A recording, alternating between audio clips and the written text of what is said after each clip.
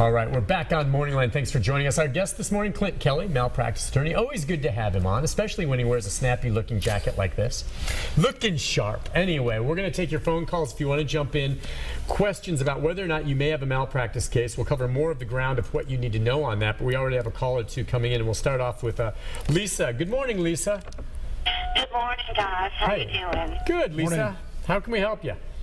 Well, my mother had 3 eye surgeries from a very prominent doctor, and she had the cataract removed.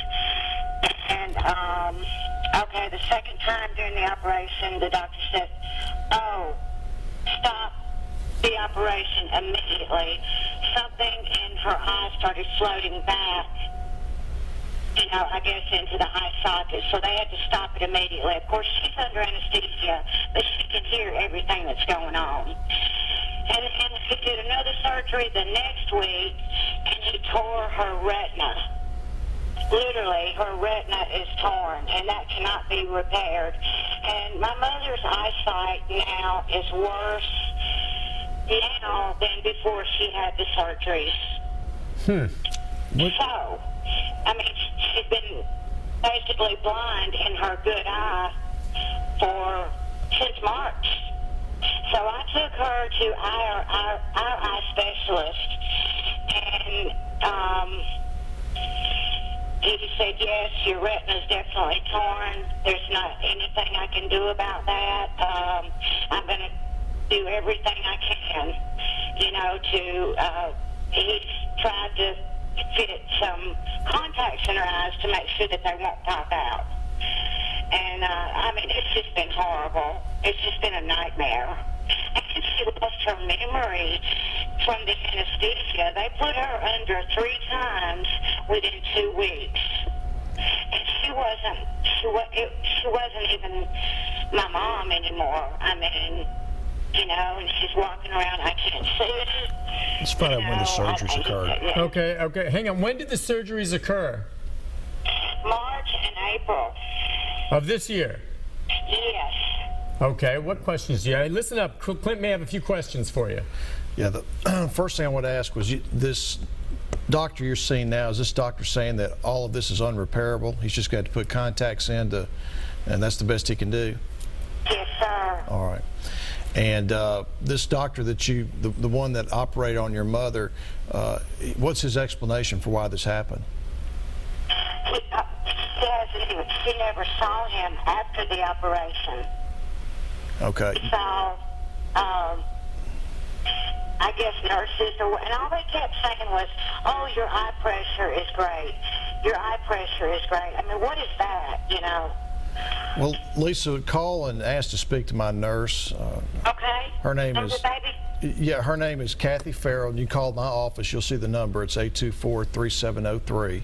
And ask to speak to Kathy Farrell and tell Kathy what happened. Kathy will draft a memorandum and send it to me. I can't tell you right now whether or not there was any medical negligence involved in these surgeries, but I can tell you that a torn retina, it deserves an explanation. Okay, that's pretty significant. Yeah. Listen, stick around, Lisa, too.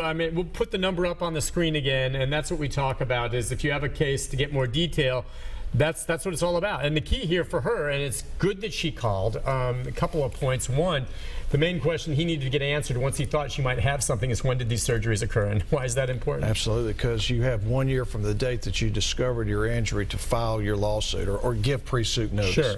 If you wait too long, a day beyond that year, then you've lost your ability to file a lawsuit. So it's extremely important that you call as soon as possible whenever you suspect that there's been bad medical care. Okay, and can you just talk a little more toward cases involving eyes? I just think about any kind of surgery involving an eye.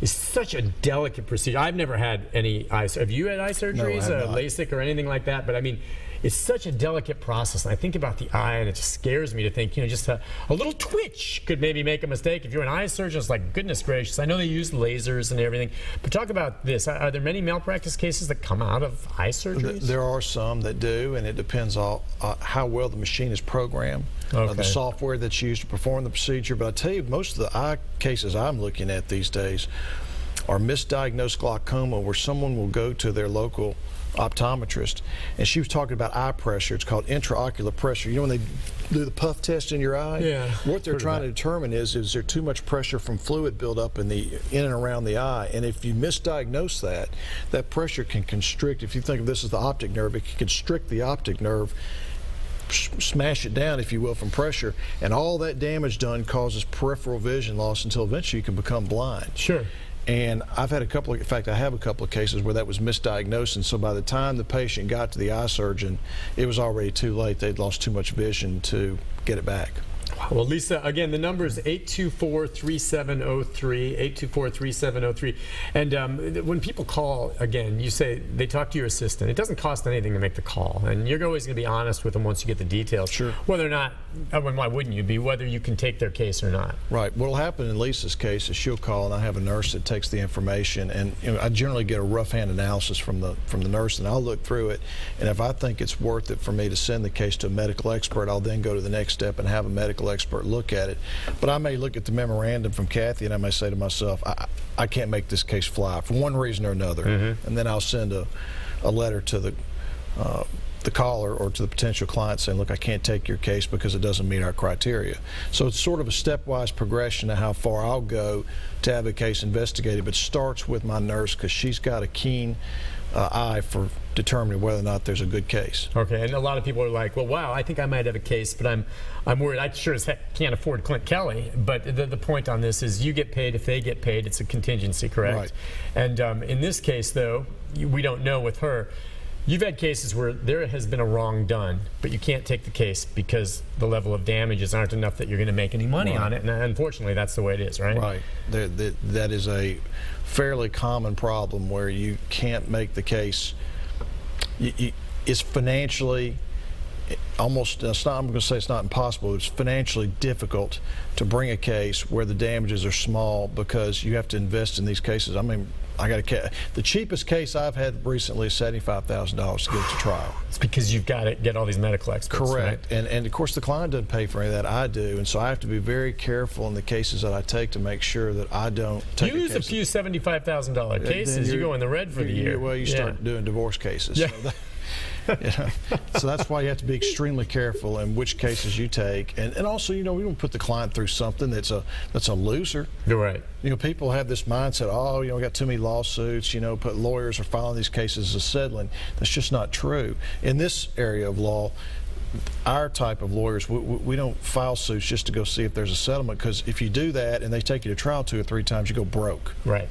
So we're very, very particular about the cases that we take. Okay, and again, in Lisa's case, when we talked about the level of damages her mother may have suffered, torn retina, vision, that's a very valued sense, is it not? So I mean, that on its face, I would think why it piqued some of your interest is there certainly could be damages here if there was wrong done that affected vision. Correct. I mean, right? Exactly. And damage to your retina is something that someone needs to take a look at that, or at least there needs to be an explanation provided for that. There may be a perfectly reasonable explanation for it, and that would be enough to say there's no case here.